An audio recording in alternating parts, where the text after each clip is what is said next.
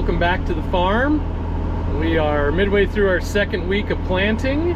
I'm driving our 480 quad track. You can see the dual 500-gallon anhydrous bottles on the front, which means I'm applying some products back here.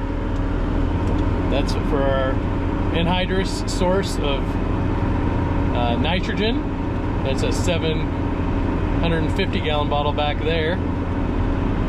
Pulling our 46-foot Flexo 400 drill. We got a 3320 cart, 2-compartment cart. Cart's running a mix of 40 rock and ammonium sulfate to pick up our phosphorus and sulfur, a little bit of N starter. So that starter dry goes down with the seed. We're applying about 100 pounds an acre of soft white winter wheat seed. This variety is LCS Shine. So the starter and the seed go in the shallower part, and then the anhydrous gets knifed in deep underneath it.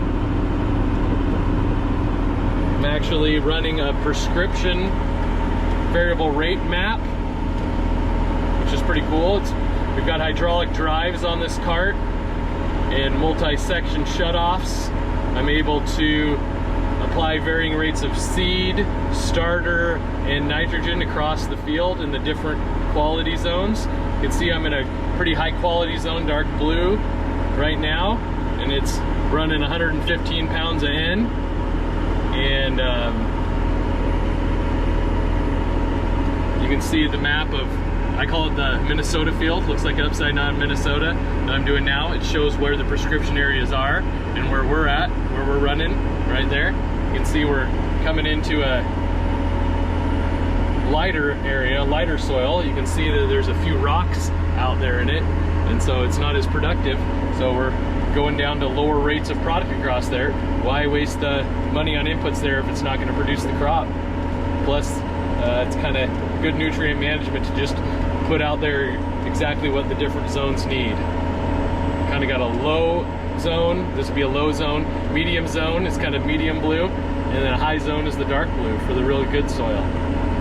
So pretty fun to see. Going to be coming up on a corner here pretty soon with the draw, so guess I'll let you go. So you can see in the low zone we're only going for 50 pounds of N. There's a target rate and an actual applied rate. It also looks like it's just bumping up to 80 for the mid zone. And the starter rates vary too. This is kind of the high starter rate. You might see it drop back down if it thinks we're going through a low zone again here. Yep, see how the starter is on product 1 on the top, the seeds product 2 on the bottom. Those drop down for that lower quality zone.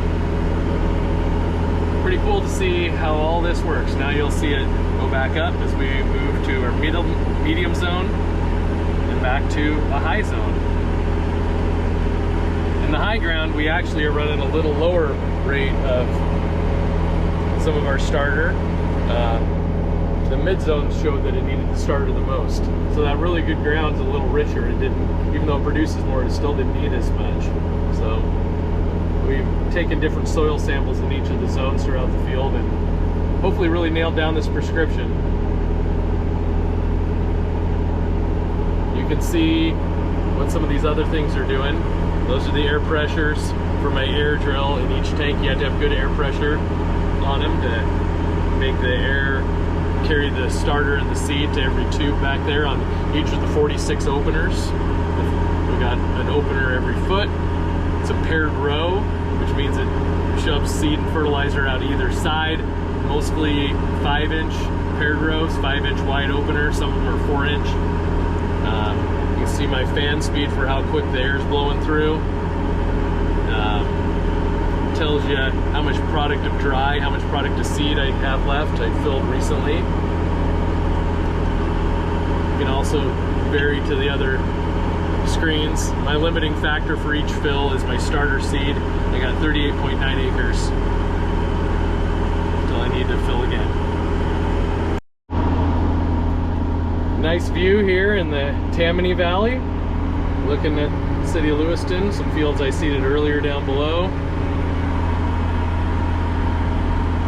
And coming up towards the other edge of our Minnesota field. So I guess you could say I'm kind of farming in Minnesota because we got a Minnesota field, and I'm kind of a millennial because I'm about 40.